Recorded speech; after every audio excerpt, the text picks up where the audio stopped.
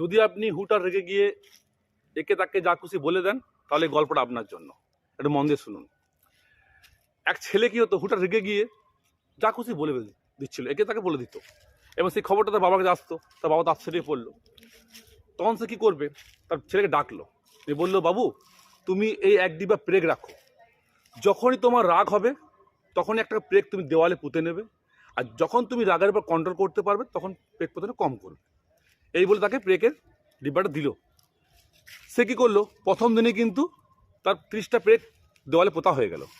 এই করে করে তার কী হলো, কয়েকদিনের মধ্যে প্রেগ পোতা লিমিট কমতে থাকলো।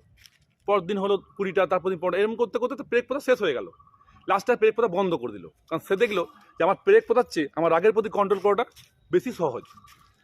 গিয়ে তো বাবাকে বললো যে বাবা আমি প্রেগ পোতা বন্ধ করে দিচ্ছি, আমি নিজের রাগের প্রতি কন্ট্রোল করা আমি শিখে গেছি। তখন বাবা বললো, বেশ তুমি তো খুব ভালো কাজ করে ফেলেছো খুব তাড়াতাড়ি। নিয়ে ওর বাবা দেওয়ালের কাছে ওর ছেলেকে নিয়ে এলো। ছেলেকে বললো, তুমি যখন রাগের প্রতি কন্ট্রোল করতে শিখে গেছো, তখন তুমি প্রতিদিন যতগুলো পারবে প্রেগগুলো দেওয়াল থেকে বের করে দেবে। বলে বাবা চলে গেল। 2-1 দিনের মধ্যে ছেলে কি করলো, সমস্ত প্রেগ তুলে নিয়ে বাবার কাছে নিয়ে গেলো। বাবা আমি সমস্ত প্রেগ তুলে নিয়েছি, দেওয়াল আমি পরিষ্কার করে দিয়েছি। তো এবার তার বাবা কি করলো, দেওয়ালের কাছে আবার তার ছেলেকে নিয়ে এলো। তো তুমি যার প্রেগগুলো পুঁতেছিলে, তো তুমি প্রেগ তো তুলে নিয়েছো, কিন্তু ওই দেওয়ালে যে প্রেগগুলো পুঁতেছিলে তার জন্য কিন্তু গর্ত হয়ে গেছে। এই গর্ত কিন্তু তুমি মেটাতে পারোনি।